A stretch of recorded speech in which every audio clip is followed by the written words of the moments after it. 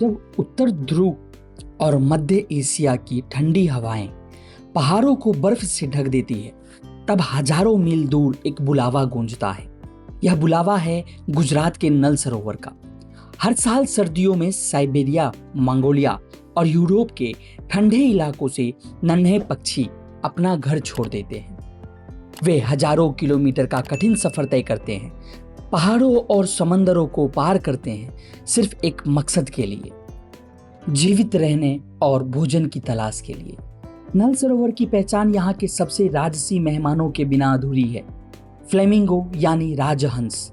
यहाँ greater flamingo और laser flamingo दोनों देखे जाते हैं। अपनी लंबी गर्दन और गुलाबी पंखों के साथ जब ये हजारों की तादाद में पानी में खड़े होते हैं तो लगता है जैसे झील ने गुलाबी चादर ओढ़ ली है। ठीक इनके पास ही आपको मिलेंगे रोजी पेलिकन। ये पक्षी अपने विशाल आकार और अपनी चोंच के नीचे बनी थैली के लिए जाने जाते हैं, जिसका इस्तेमाल ये मछली पकड़ने के लिए करते हैं। पेलिकन का एक साथ उड़ान भरना और फिर एक कतार में पानी पर उतरना किसी अनुशासित सेना के मार्च जैसा प्रतीत होता है।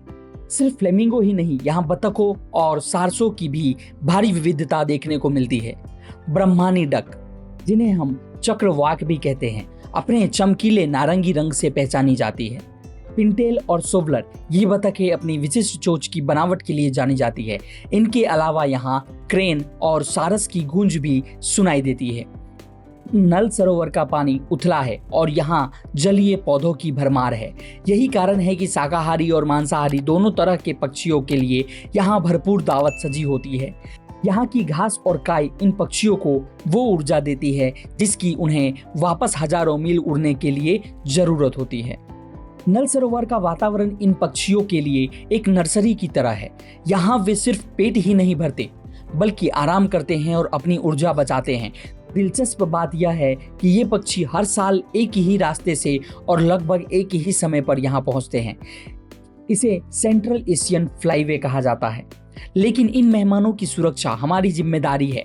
शोर शराबा, प्लास्टिक का कचरा और पानी का प्रदूषण इन नन्हे मेहमानों को डरा सकता है।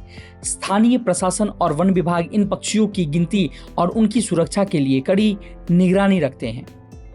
जैसे ही फरवरी का अंत आता है और गर्मी की आहट होती है, ये मेहमान अपनी वापसी की तैयारी शुरू कर देते हैं।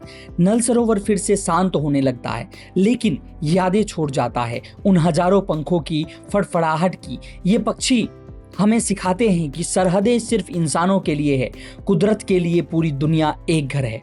अगली बार जब आप नल सरोवर आएं तो बस खामोशी से इन्हें देखिएगा। उनकी चहचहाहट में आपको दूर देशों की कहानियां सुनाई देगी। नल सरोवर के इन हवाई मुसाफिरों की कहानी आपको कैसी लगी, कमेंट्स में जरूर बताएं। प्रकृति का सम्मान करें, पक्षियों को प्यार दें और हमारे चैनल को सब्सक्राइब करना ना भूलें।